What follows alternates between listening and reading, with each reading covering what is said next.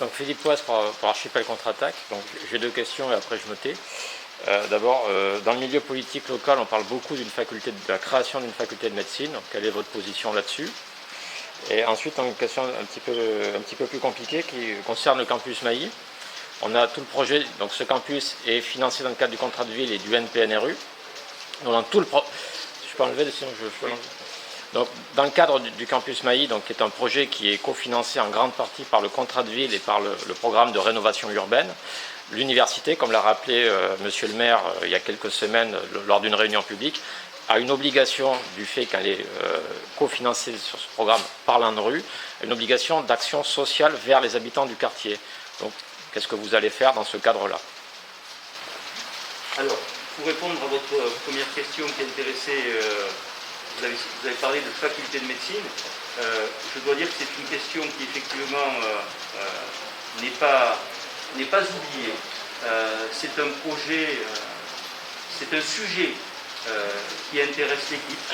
C'est un sujet que j'ai toujours abordé avec beaucoup de prudence, tant avec mes équipes qu'avec les journalistes quand ils m'ont interrogé dessus. Je sais que c'est un sujet dont d'autres, comme le président de l'université, parlent.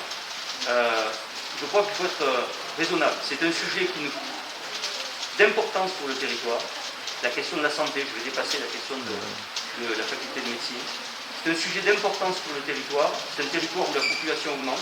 C'est un territoire où aussi il y a un vieillissement de la population. Nous, l'université, nous avons déjà des formations qui ont des liens, on va dire, assez naturels avec la santé. Nous avons ouvert, et nous avons été très dynamiques à ce propos, des licences accès santé il y a déjà 2 ans. J'étais alors doyen de la faculté de droit et je fais partie des directeurs de composantes qui ont ouvert, les premiers ont ouvert les licences accès santé, avec cette année une étudiante de droit qui a accédé directement en 2e année de médecine. Nous avons aujourd'hui 6 filières de l'UPVD qui sont des licences accès santé.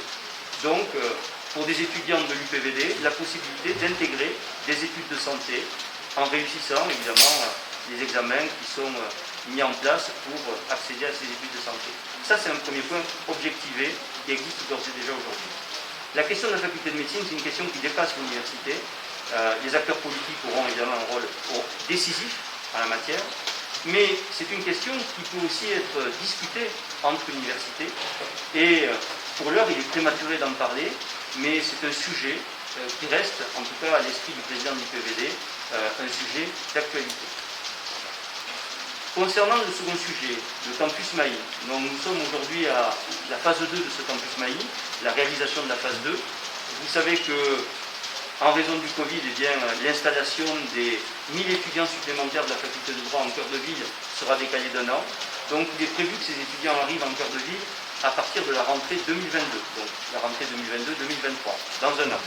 Avec un décalage de quelques mois pour l'immeuble que l'on appelle la Bourse du Travail et qui accueillera d'ailleurs, là où nous sommes aujourd'hui, le SCD, Service commun de documentation, pour les étudiants en droit et en administration économique et sociale qui seront en cœur de ville. Il est évident que ces étudiants ont un rôle à jouer au sein de ce territoire, au sein du cœur de ville.